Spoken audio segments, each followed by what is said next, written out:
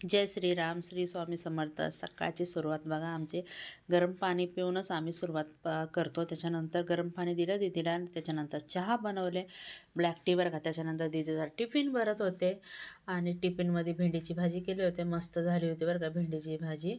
आणि त्याच्यानंतर दीदी शाळेतनं जाऊन आल्यावर तिला चहा बिस्किट दिलं, कारण नुसतं चहा पिऊनच जाते.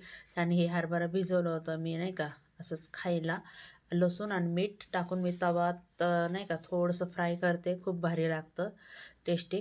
त्याच्यानंतर दुपारी दीदीसाठी मॅगी करून खाल्ली. स्वयंपाक केला होता पण म्हणले नको, मला नाही खायचं. पोरांना कसं सारखं मॅगी लागते, तर मॅगीच खात असतात. त्याच्यानंतर खालनं आलं होतं, खालच्या घरातनं हे चटणी, शेंगदाण्याची चटणी आणि मिरचीचा ठेचा. त्याच्यानंतर संध्याकाळी बघा मी मेथी निवडले मस्तपैकी.